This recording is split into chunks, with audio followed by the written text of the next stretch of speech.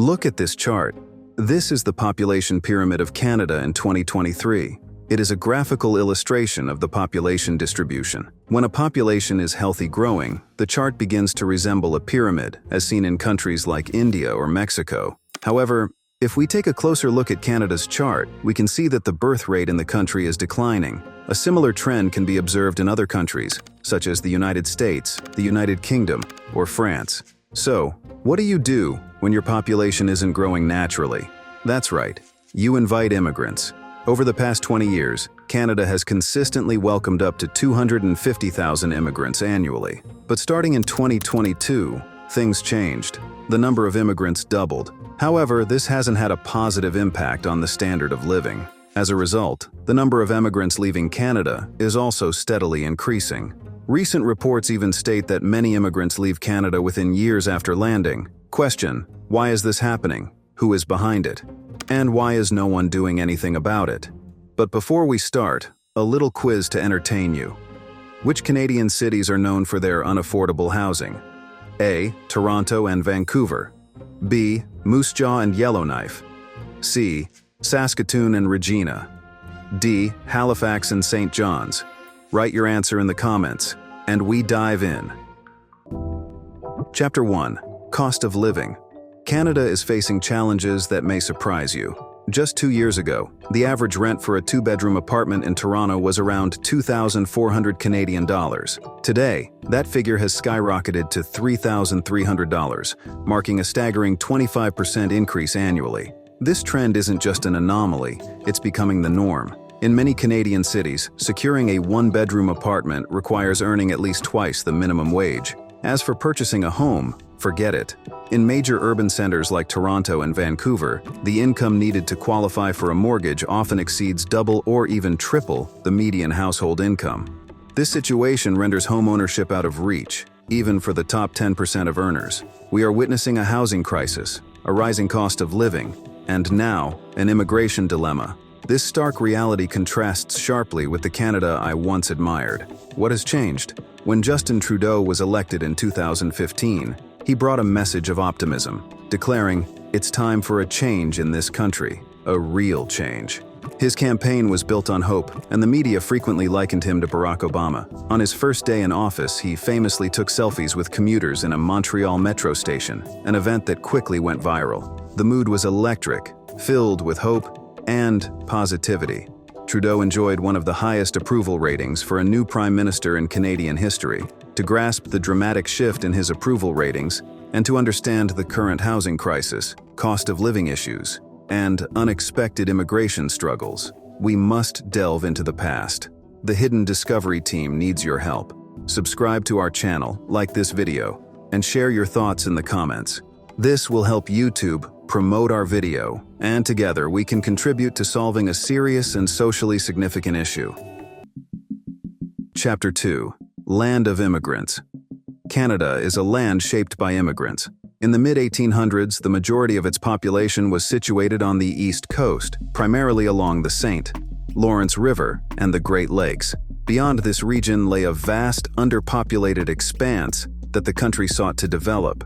Immigration became a key strategy for nation building, with a robust marketing campaign inviting newcomers to build your nest in Western Canada, dubbing it the New El Dorado.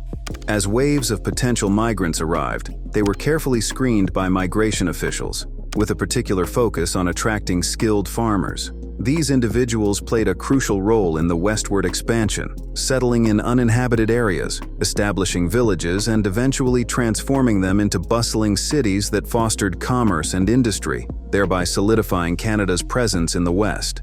By 1920, population centers had sprouted along Canada's southern border, with the population swelling from 3 million to 9 million. While immigrants were chosen based on merit, racial considerations also influenced selection, as Canada aimed to uphold its identity as a predominantly white nation. However, post-World War II, these practices faced increasing criticism, leading to the development of a modern immigration system based on a points system. This system evaluates prospective immigrants on criteria such as age, education, training, and language proficiency. emphasizing their potential contributions to the country. Today, this points-based approach remains in effect, making Canada's immigration system the oldest of its kind among OECD countries. An early challenge arose as a growing number of newcomers were family members. In 1971, economic migrants constituted 73% of arrivals, while family members made up 21%. However, by the following decade, this trend reversed, with family members being perceived as less productive and more reliant on welfare. This shift prompted the government to tighten entry requirements, resulting in a decrease in family member immigration to 36% by 1995. Canada has empowered its federal executive branch significantly, enabling swift responses to unexpected migrant influxes. The government consistently identified vulnerabilities and implemented enhancements. By the early 2000s, the immigration system was recognized globally as one of the finest, even earning praise from Donald Trump, who noted that countries like Canada have a merit-based immigration framework. What stood out was the remarkably high public support for immigration in Canada. Until recently, it was not a contentious topic. In 2018, two-thirds of Canadians viewed immigration positively, the highest rate among OECD nations. However, this consensus began to wane. Generally, Canadians have been very supportive of immigration, recognizing it as a vital source of strength, resilience, and growth for their communities, a fact they take great pride in. Chapter 3. The love is gone. Yet public sentiment regarding immigration has shifted significantly in recent years, moving from overwhelming support to growing concern. During Justin Trudeau's first 4 years in office, the population surged at an unprecedented rate, largely due to immigration. But this growth slowed during the pandemic, marking the onset of challenges. Canada faced numerous issues, one being a labor shortage affecting all major sectors, from construction to healthcare. Companies struggled to find individuals with the necessary skills. The new Minister of Immigration emphasized the need for more people, stating that Canadians recognize the importance of population growth to address labor market demands. Fraser, like many of his predecessors, viewed immigration as a solution to specific challenges, including workforce shortages and demographic shifts. Across the Western world, the aging population is becoming a pressing concern, but Canada is experiencing this issue at an alarming rate. Back in 1971, there were 7 working-age individuals for every senior citizen. By 2012, that number had dropped to 4, and projections indicate that by 2036, there will only be 2 workers for each retiree. The number of Canadians aged 75 and older is expected to double in the next 20 years, while fewer individuals are entering the workforce.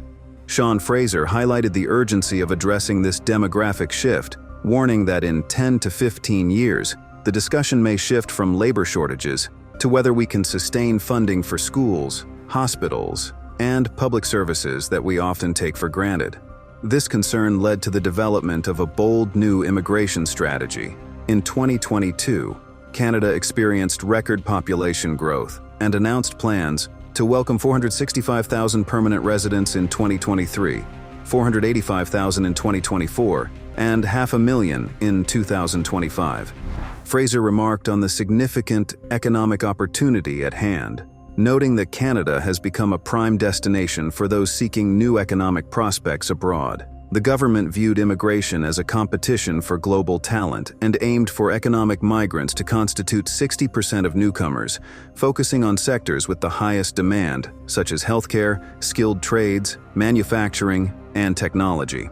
However, as these ambitious plans were unveiled, immigration offices were already grappling with a backlog of 2 million resident applications, and a housing shortage loomed large. Justin Trudeau pointed out that the ongoing housing crisis is partly due to the lack of construction workers needed to build more homes. Trudeau and his Canadian colleagues viewed immigration as a solution rather than a challenge. In 2023, Canada experienced its most rapid population growth in nearly 70 years, leading the OECD in population increase. More radical groups, such as the Century Initiative, advocated for expanding Canada's population to 100 million by the century's end. This ambitious proposal received backing from a former prime minister, with several lobbyists connected to Justin Trudeau and his cabinet involved in the effort. Trudeau emphasized the need for new arrivals, stating, We have an aging population. We require individuals who bring their talents, aspirations, and strong work ethic to help build our communities and shape our future. Public sentiment was evolving. In 2022, only 27% of Canadians felt there was excessive immigration, but this figure rose to 51% in 2023 and reached 58% in 2024. By July 2024, protests erupted, reflecting the frustrations of many Canadians who believed their voices were being ignored by the government. This marked a rare occurrence in Canada. As the 2025 federal elections approach, the question looms: will mass immigration become a central issue? Or will politicians attempt to sidestep it as they seem to be doing now? Trudeau's position could be at risk in the upcoming elections. Do you believe it's possible to end the crisis in Canada? Share your thoughts in the comments. Chapter 4. The Cost of Living Crisis.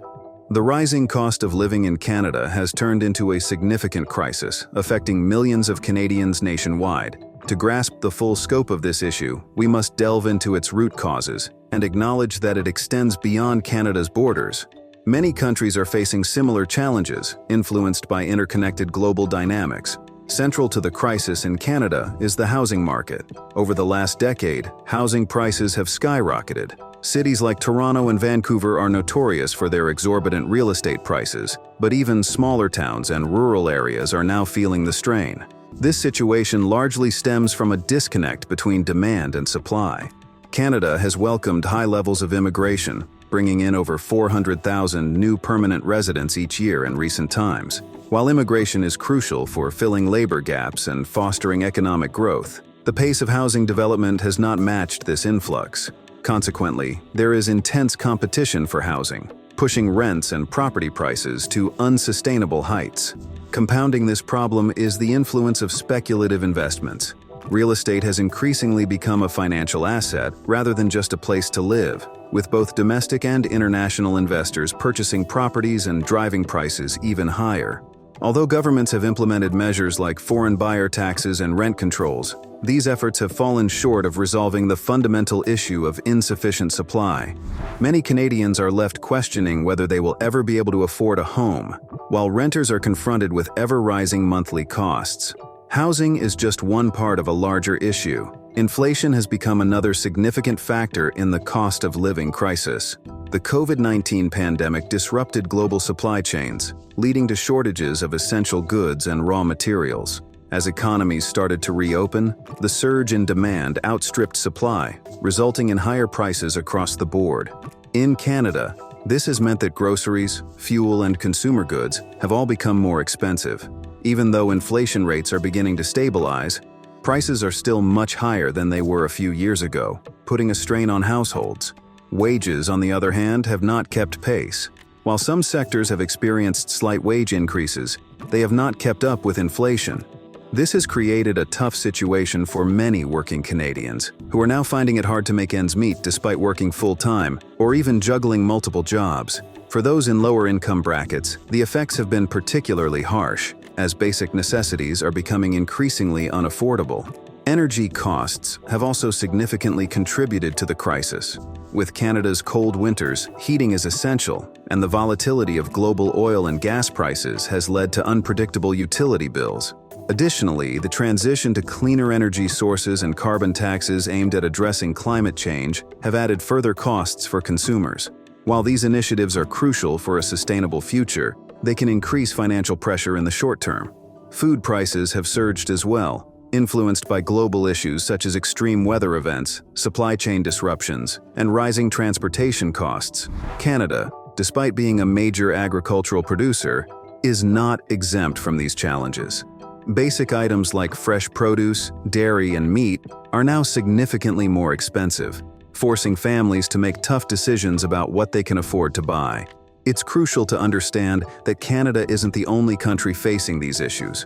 Many nations worldwide are dealing with similar crises. In the United States, for instance, housing affordability is becoming a significant concern, especially in major cities such as New York and San Francisco. American consumers are also feeling the pinch of inflation, with grocery and gas prices soaring. In Europe, countries like the UK and Germany are struggling with skyrocketing energy costs, worsened by the war in Ukraine, which has disrupted global energy markets. Australia, similar to Canada, is facing challenges with housing shortages and increasing living expenses, driven by high immigration and a limited housing supply. The underlying causes of these crises are closely linked. Globalization has made economies more interconnected than ever, meaning that disturbances in one region can have far-reaching effects elsewhere. The pandemic revealed weaknesses in supply chains, while geopolitical tensions, such as the war in Ukraine, have introduced further instability. Climate change also plays a significant role, with extreme weather events impacting food production and infrastructure. Lastly, years of economic policies that focus on growth rather than equity have widened the divide between the wealthy and the poor, leaving many individuals vulnerable to economic disruptions. In Canada, tackling the cost of living crisis demands decisive and comprehensive measures. It's essential to boost housing supply, whether by providing incentives for developers, expediting construction approvals, or investing in affordable housing initiatives. Addressing speculative investments and viewing housing as a fundamental human need, rather than a mere commodity, is also vital.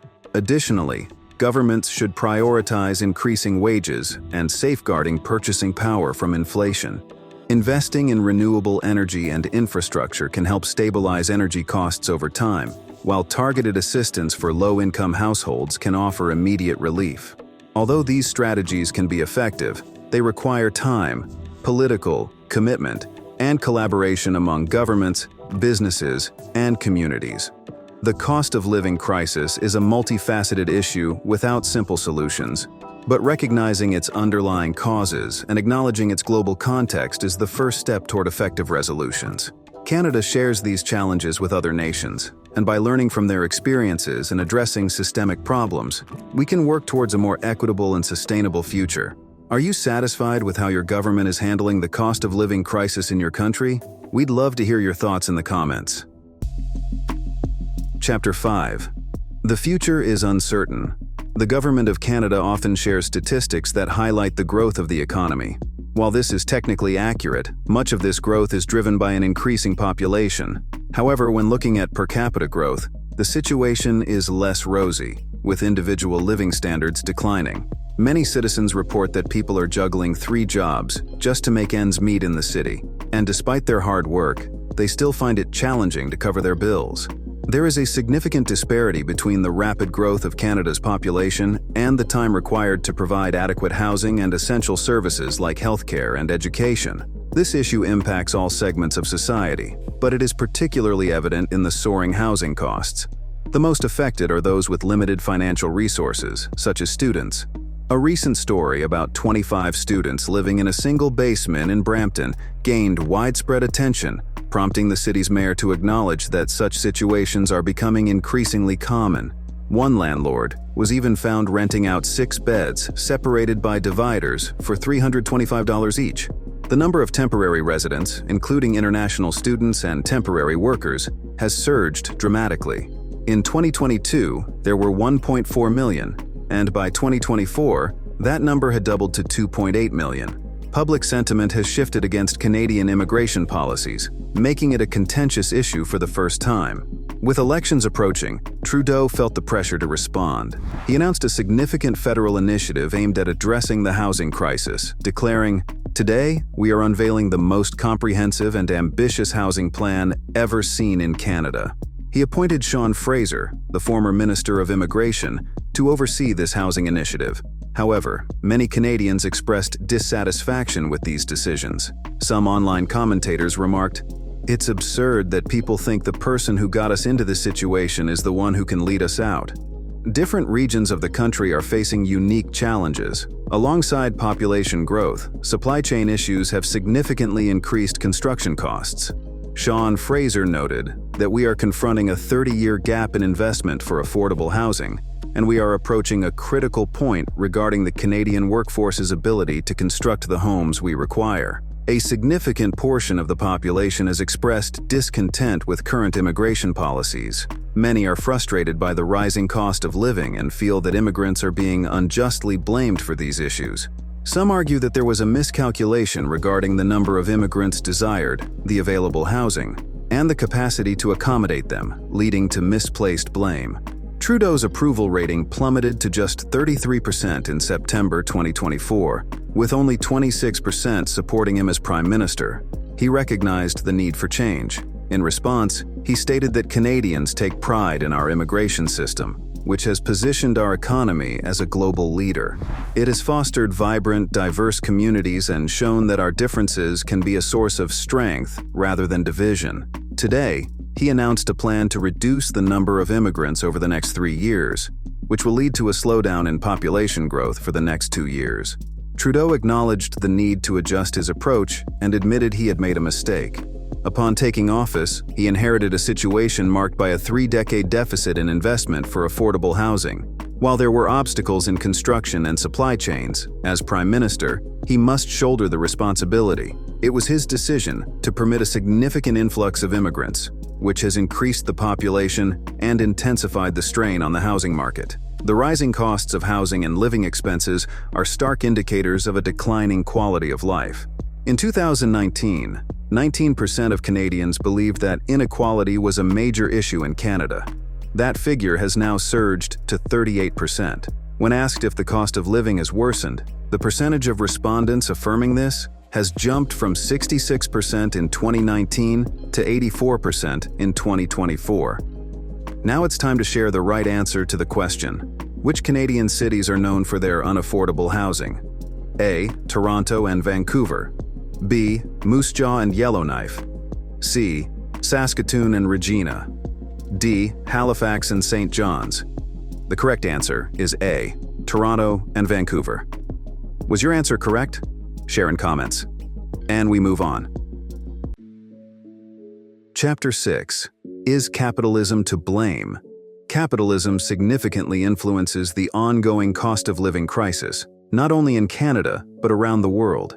At its essence, capitalism is characterized by market dynamics, private ownership, and the quest for profit. While it has spurred innovation, economic development, and enhanced living standards for many, it also generates systemic problems that lead to economic disparity and financial volatility.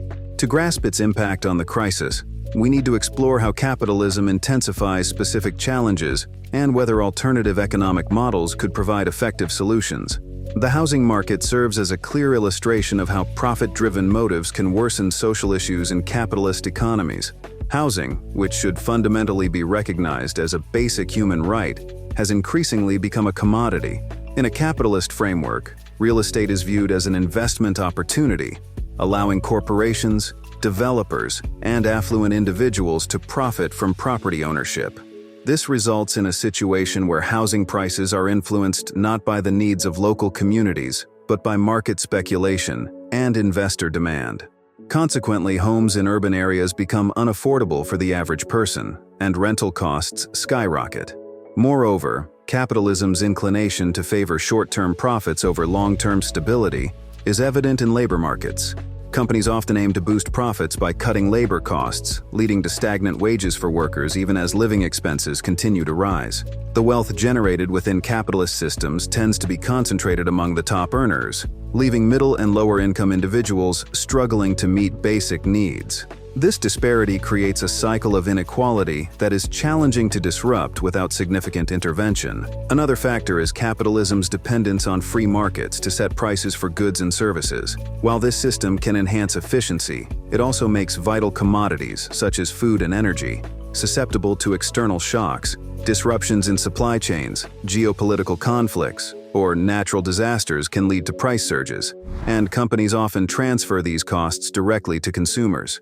Without sufficient regulation or social safety nets, many individuals end up shouldering the impact of these price hikes.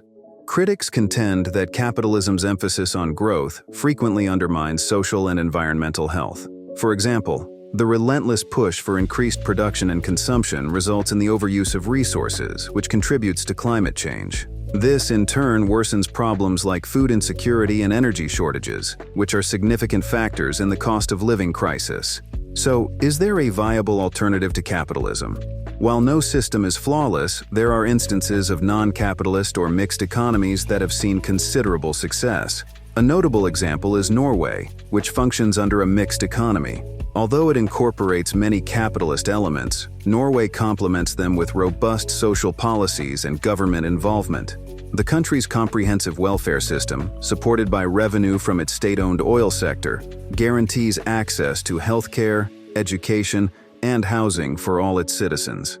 Norway's strategy strikes a balance between market-driven growth and a commitment to reducing inequality. Another often referenced example is Cuba, a socialist nation that emphasizes universal healthcare and education. Despite facing limited economic growth and ongoing difficulties due to international sanctions, Cuba has achieved remarkable health and literacy rates. For instance, its healthcare system is among the most effective globally, boasting low infant mortality rates and high life expectancy. However, Cuba also faces challenges with shortages of goods and services, underscoring the constraints of its economic framework. China represents a more intricate situation. Although it is officially a socialist state, China functions under a hybrid model often described as socialism with Chinese characteristics. This approach merges state control with market dynamics, facilitating rapid economic growth and notable poverty alleviation. Nonetheless, China is also criticized for its limited political freedoms, environmental challenges, and increasing inequality. The debate about whether a non-capitalist system can effectively tackle the cost of living crisis is still ongoing. What is evident, however, is that unregulated capitalism intensifies many of the issues we encounter today. Potential solutions may involve integrating aspects from both systems, utilizing market efficiency, while enforcing stronger social protections and regulations to promote fairness. Thus, the most prosperous economies might not be strictly capitalist or socialist, but rather a combination of both, aimed at balancing growth with human welfare. Thank you for exploring the hidden corners of Canada with us. Let us know in the comments which other country you'd like us to talk about, and check out other hidden discoveries on our channel.